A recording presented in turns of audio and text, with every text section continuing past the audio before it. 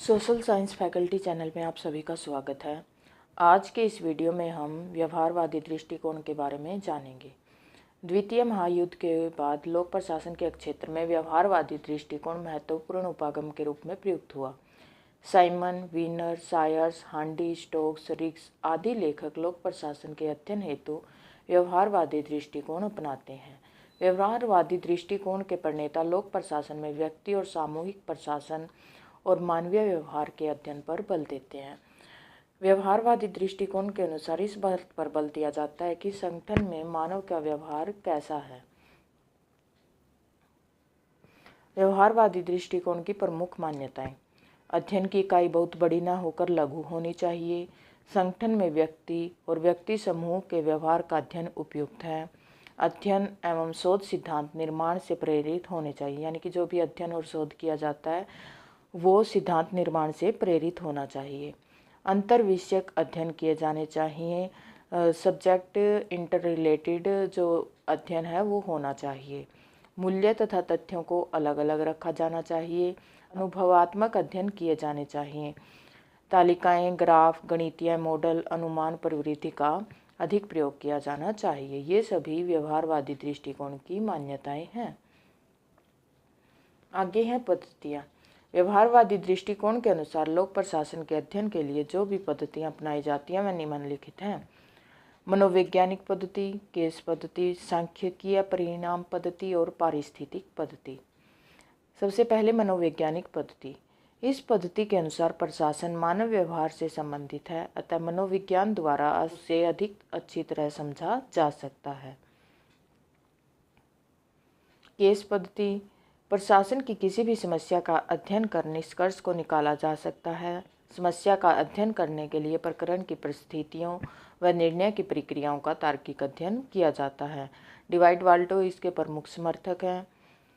वर्ष 1952 में public administration and policy administration के नाम से 20 केस अध्ययन हैरोल्ड स्टीन के संपादन में प्रकाशित हुए। यानी कि समस्याओं का अध्ययन करने के लिए परिस्थिति और निर्णय की प्रक्रियाओं का तार्किक अध्ययन किया जाता है, उसी को केस पद्धति कहा जाता है। सांख्यिकीय परिमाण पद्धति। रिडले तथा साइमन ने इस पद्धति का विशेष समर्थन किया है। इसे परिमाणात्मक मापक पद्धति भी कहा जाता है, क्योंकि इसका आधार होता है आंकड़े इकट्ठा करना, ज्ञान और सांख्यिकी है।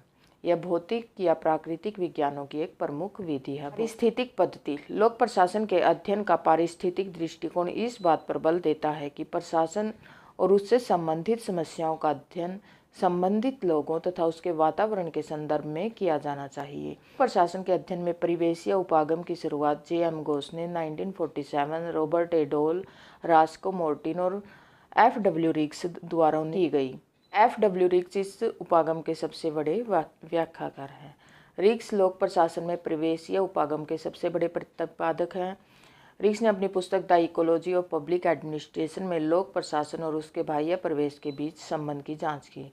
रिग्स ने संरचनात्मक कार्य संबंधी उपागम बनाया एवं लोक प्रशासन के क्षेत्र में इस उपागम को अपनाने का सुझाव सबसे पहले 1955 में डिवाइड वाल्डो ने दिया। संरचनात्मक कार्य संबंधी उपागम के अनुसार हर समाज की विशिष्ट संरचनाएं होती हैं और जो विशिष्ट काम करती हैं। रिग्स का साला मॉडल। फ्रेड रिग्स ने साला प्रतिमान की चर्चा अपने अध्ययन में की। साला शब्द स्पेनिश शब्द है। इसका प्रयोग लैटिन अमेरिकन देशों में सरकारी कार्यालयों के लिए किया जाता है। रिग्स ने समपार्श्वीय समाज की नौकरशाही के लिए साला का प्रयोग किया है। रिग्स ने संलयंत, प्रिज्मीय और विवर्तित मॉडल को विकसित किया। संलयंत पारंपरिक कृषि आधारित समाज के निकट है। यह बहुकार्यात्मक समाज होता है। इस तरह के समाज में कार्यों का निश्चय नहीं था। कृषि को प्रधानता दी गई है, जहाँ आधुनिकीकरण और औद्योगिकरण की झलक भी नहीं दिखती। यहाँ की आर्थिक व्यवस्था विनिमय प्रणाली पर आधारित थी, जिसे रिग्स ने पुनः वितरण प्रारूप कहा। रिग्स ने ऐसे समाज का चित्रण इस तरह किया कि वहाँ राजा और प्रजा के मध्य मालिक और सेवक की तरह स्थितियाँ थी।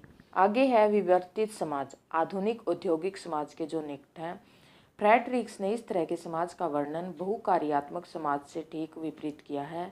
इस समाज में राजा जनता के प्रति उत्तरदायी होता है। किसी एक संघ या संस्था के पास पूरे कार्य केंद्रित नहीं होते, बल्कि अलग अलग कार्यों को विभिन्न संघों द्वारा संचालित किया जाता है।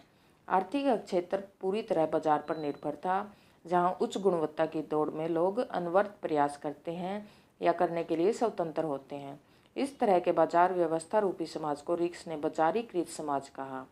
रिक्स महोदय की इस तरह की समाज व्यवस्था में संरचना के प्रत्येक खंड पर उच्च या योग्य पदाधिकारी बैठा होता है, जो नागरिकों को सौहार्दपूर्ण अपनी सेवाएं प्रदान करता है।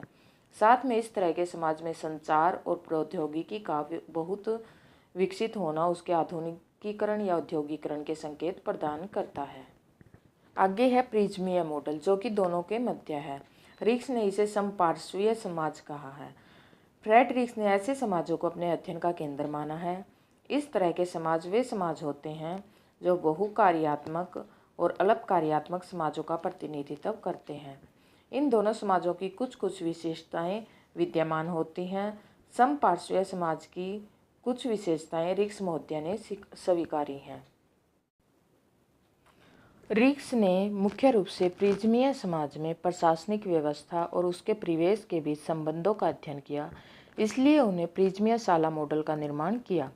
प्रिज्मीय समाज का प्रतिनिधि है और शाला इस प्रिज्मीय समाज की प्रशासनिक उपव्यवस्था या नौकरशाही का प्रतिनिधि है।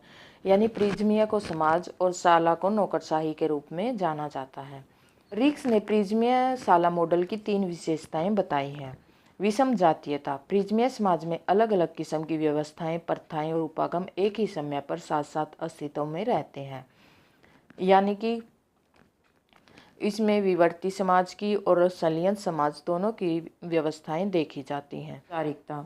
ऐसे समाजों में औपचारिकता तो पाई जाती है, पर यह मात्र कथनी के रूप में ही देखी जाती है, क्योंकि न तो संविधान के नियमों कानूनों के अनुसार कोई कार्य पालिका व्यक्ति चलाता है और न ही वहाँ की जनता। इस तरह के समाजों में कोई पूर्व अवधारणा नहीं बनाई जा सकती। यह भी कहा जा सकता है कि जैसी परिस्थिति वैसी क्रिया।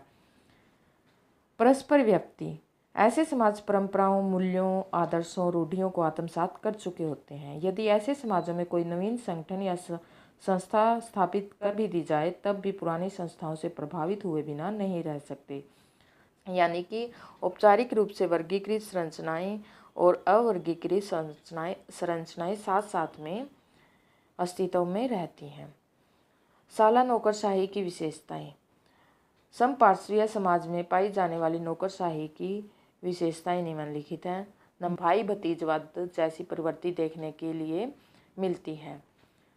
ऐसे समाज में नौकरशाही का एक अधिकार होता है, जो अपने धर्म को बनाए रखने के लिए नियमों कानूनों में वैसा ही परिवर्तन करती हैं जिससे समाज में भ्रष्टाचार, कानून संचालन में अकुशलता जैसी स्थितियां विद्यमान रहे। बहुसांप्रदायिकता होती है। बाजार कैंटीन मॉडल होता है। अर्थव्यवस्था बाजार पर निर्भर करती है, लेकिन ज़्यादातर नियंत्रण भी होता है। प्राधिकार बनाम नियंत्रण। अधिकार भी दिए जाते हैं, लेकिन उन पर नियंत्रण भी रखा जाता है। ये सभी शाला नौकरशाही की विशेषताएं होती हैं। रिक्स ने अपनी पुस्तक प्रिज्मीय समाज पुनरावलोकन 1975 में एक आयामी उपागम का स्थान द्विआयामी उपागम के रूप में दिया। तो ये था रिक्स का शाला मॉडल। ये बहुत ही इम्पोर्टेंट है, रिक्स का शाला मॉडल। तो इसे एक बार ज़रूर ध्यान से देखें।